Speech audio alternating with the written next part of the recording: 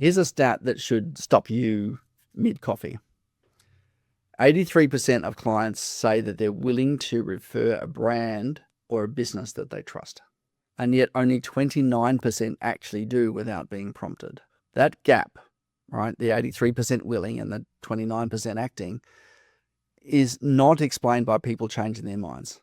It's explained by friction, by the absence of a moment or a mechanism, and it's explained by the absence of the right words to introduce you.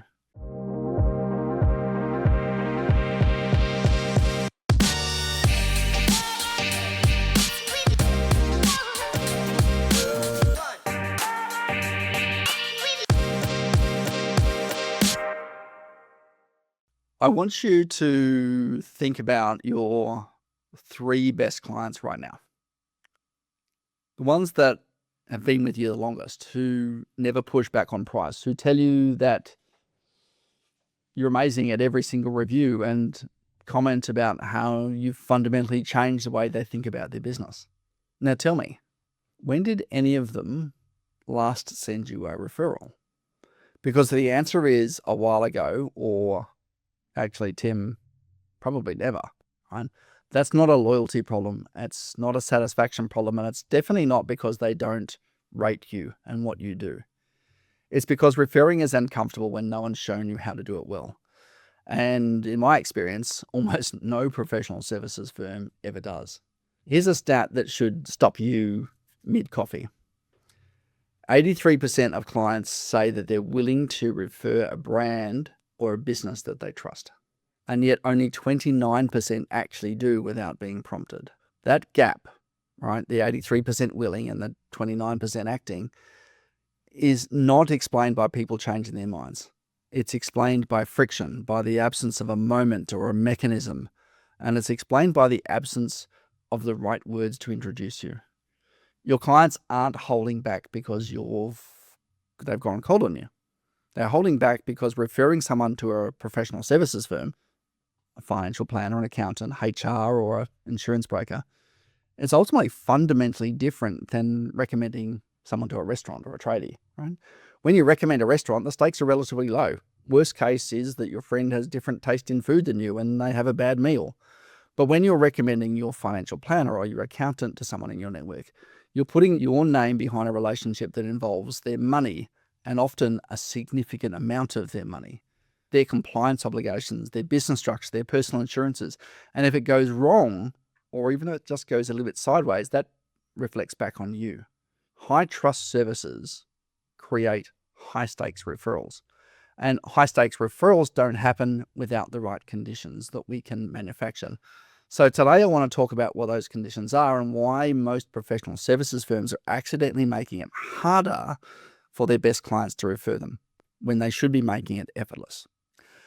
Now, when I work through referral gaps with a professional services firm, the same 3 reasons come up almost every single time.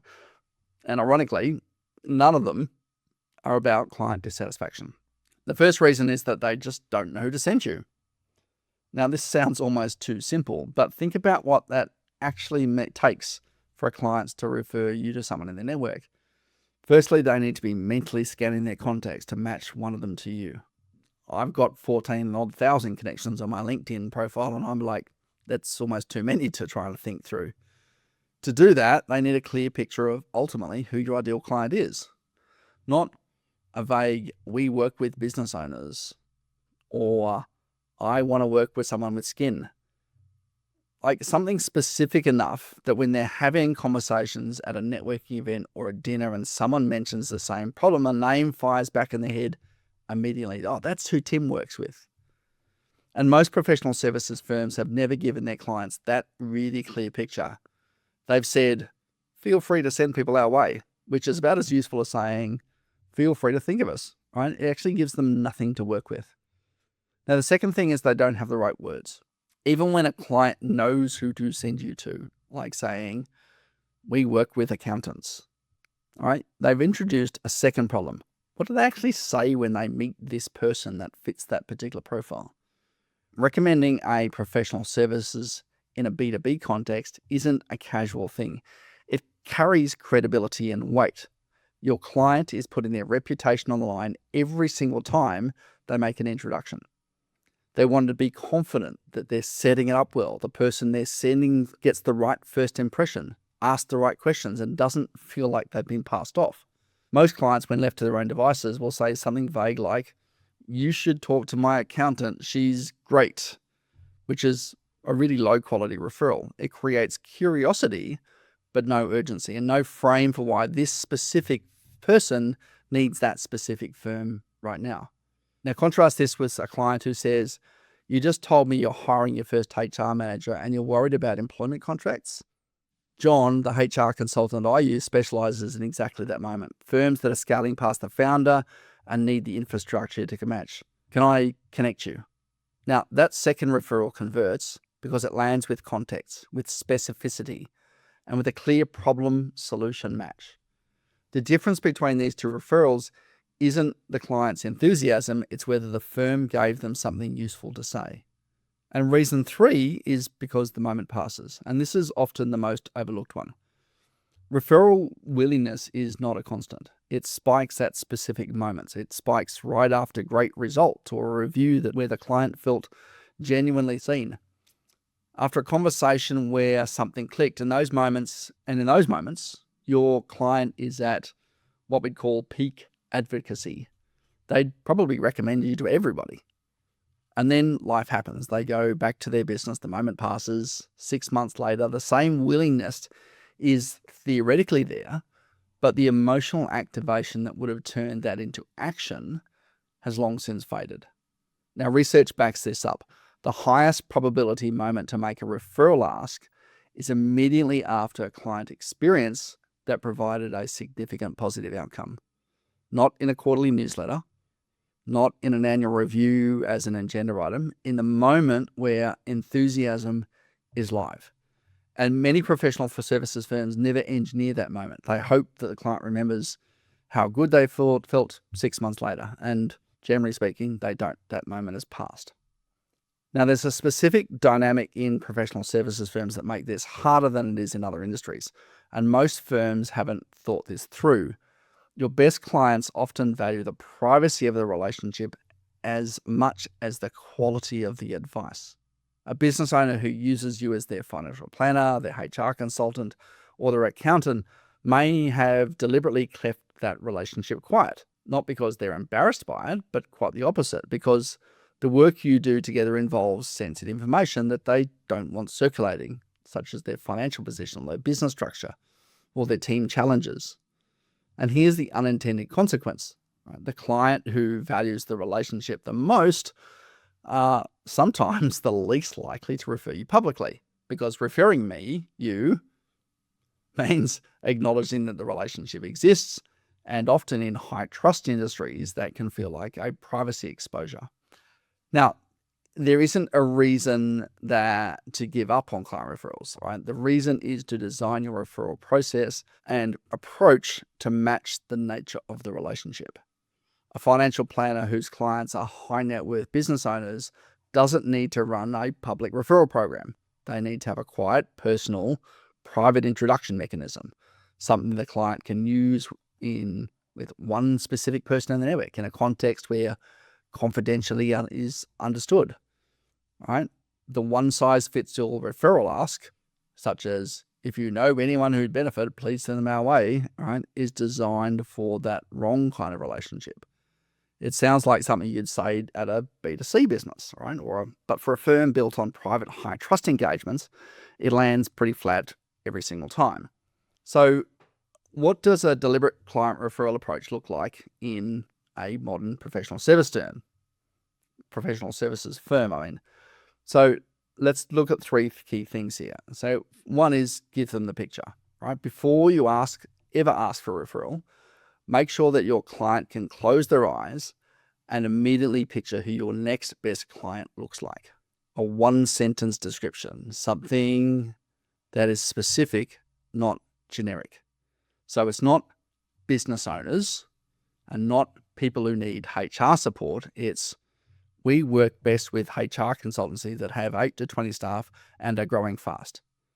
And they're realizing that their processes haven't kept up. The founder is still doing things manually and they know it's not sustainable." Now that sentence does three things. It helps your client match you to the right person. It filters out the wrong referrals before they happen, and it gives your client the first sentence they need to make when they're making an introduction.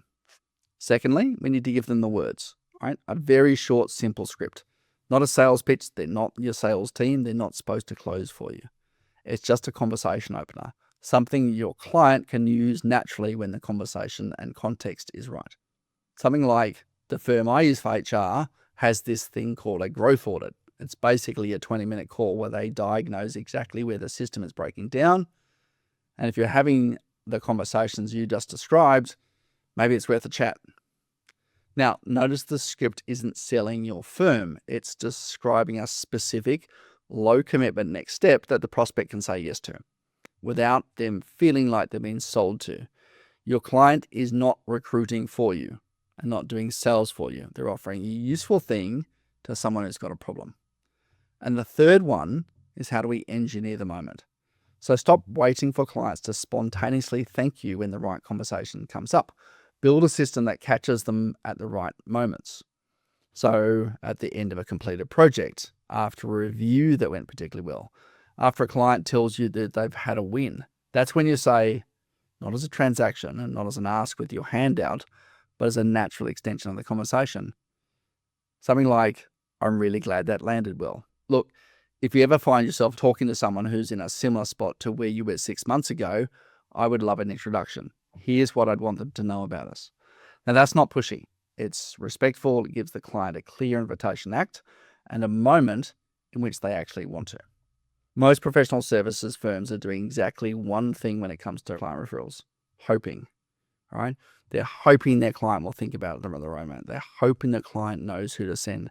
They're hoping to find the right words. They're hoping that the timing works out. And occasionally, often enough to feel like it's working, it does. A referral comes in. It's great. Woo! All right, everyone is pleased. But again, hope isn't a system.